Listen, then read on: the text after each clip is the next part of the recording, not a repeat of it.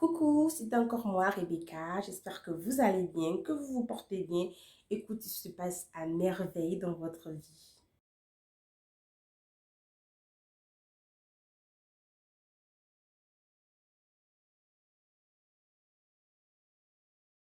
De ces story time, comment je suis venue en France. Eh bien, alors la dernière fois, je m'étais arrêtée à l'entretien, bien sûr. La dame qui m'a reçue, elle était très sympa, très sympathique. Elle avait le sourire aux lèvres, elle m'a mis à l'aise en fait. Elle m'a dit, pose-toi tranquille. Et moi, je m'étais bien préparée. L'entretien s'est bien passé, je connaissais ce qu'il fallait faire. J'avais cette université que j'avais choisie en tête en fait. J'avais fait une fiche avec des questions et des réponses bien évidemment comme il le fallait. Parce que c'était moi, je me suis posée tranquille. Il m'a posé toutes les questions, j'étais là en mode badass. Ouais, j'avais pas fait une seule erreur. C'était nickel en fait, c'est ça. Et ensuite, elle m'a dit de rentrer. J'ai signé mes papiers, j'ai pris mes originaux et je suis rentrée à la maison. Tranquille. J'ai attendu, j'ai prié. Comme je vous l'ai dit, dans ces cas-là, si vous sentez un truc, priez. C'est la prière qui vous sauve en fait. La prière, elle est importante, elle est capitale. C'est la prière qui m'a aidée là où je suis. Et je le dirai jamais assez en fait.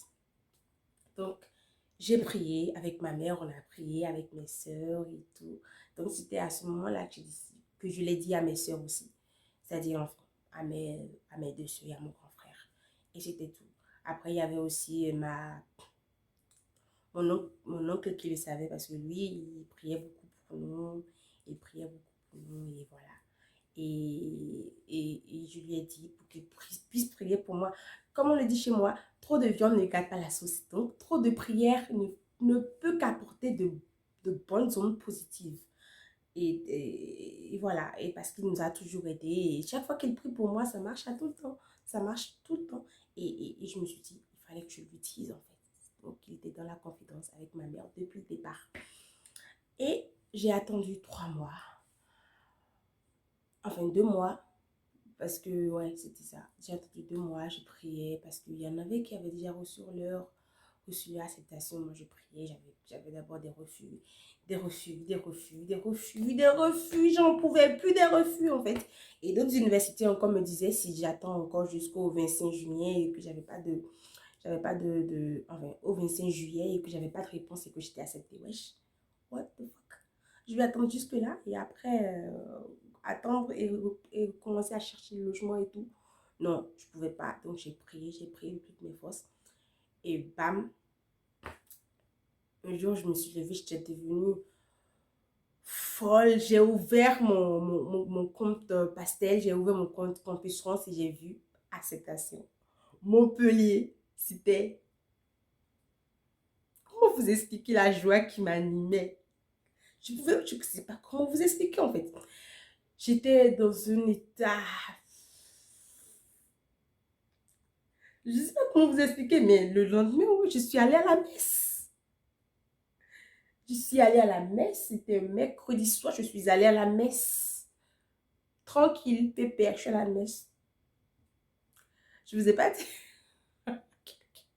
J'étais tellement heureuse. C'était un peu comme le plus beau jour de ma vie parce que j'étais en mode quand est-ce que je vais avoir mon acceptation? Quand est-ce que je vais l'avoir? Et c'est tombé comme ça. J'étais trop contente. J'ai partagé la joie, bien sûr, avec mes frères, mes soeurs, ma mère, enfin, ma tante ne savait pas. Mais avec, voilà. Et j'étais tellement heureuse. Et maintenant, il fallait le dire à mon père parce que c'est lui qui devait gérer, en fait. Parce que c'est vrai que je ne vis pas d'une famille très bourgeoise, non, mais c'est une famille plus ou moins modeste, en fait. Donc, mon père, il fallait lui dire pour qu'il débousse un peu le tiers. Vous comprenez? Pour qu'il débousse l'argent, le manie. Enfin, c'est ça, quoi. Donc, ma mère m'a dit, vas-y, prie.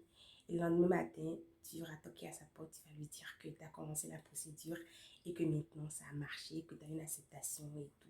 Et qu'il faut maintenant qu'il fasse son travail, en fait. Parce que mon père, il avait déjà signé une fois pour un de ses amis, le fils d'un de ses amis, et il est parti. Donc, en gros, il fallait qu'il fasse pareil pour nous. Parce que mon père, il faut le dire, il est, voilà, il travaille un peu à la banque. Enfin, il est à la retraite, mais il travaille à la banque. Donc,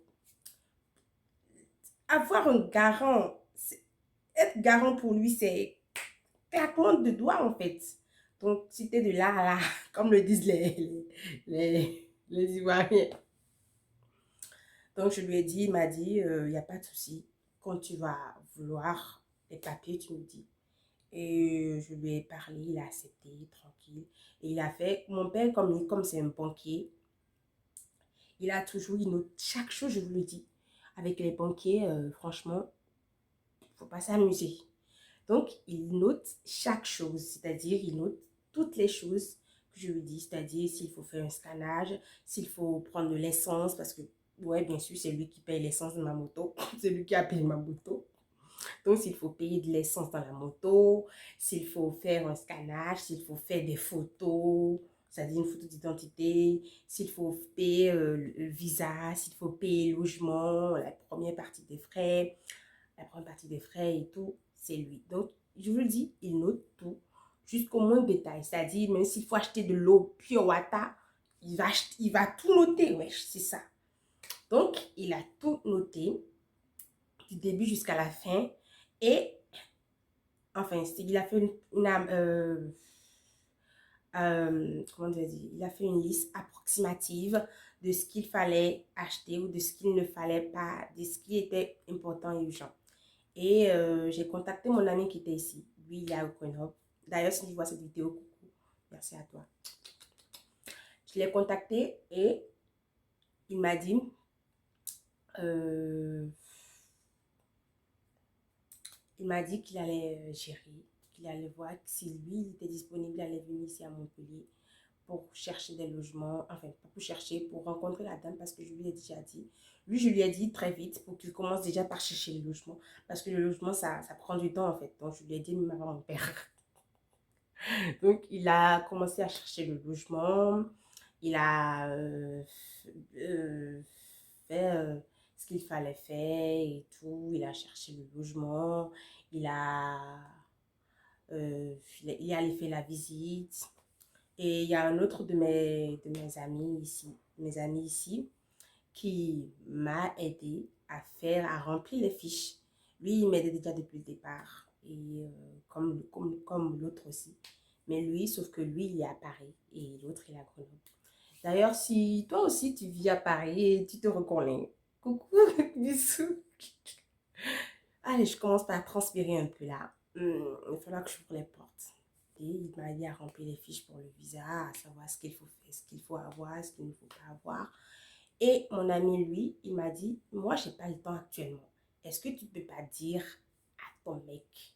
Parce que dans le temps, j'étais pas en couple avec lui, mais voilà, il voulait, enfin, c'était, bref, je vais faire une autre story time pour vous parler de cette histoire-là, un peu plus en détail. Et il m'a dit, mais tu peux l'appeler lui, parce que voilà, c'est pas mon mec, mais il me dit, bah voilà, je sens qu'il y a un truc entre vous. Vas-y, appelle-le pour que peut-être lui il sera disponible.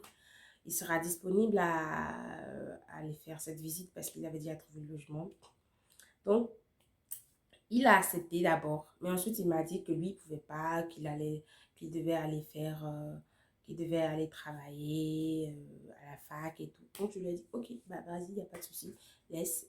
Finalement, c'est mon ami de Grenoble qui est allé. Il a tout géré. J'ai payé 200 balles pour la caution. Et voilà, il m'a envoyé les papiers. Et j'ai signé. Pour le visa, c'était bloqué. J'ai rencontré plein d'autres amis par rapport à ce.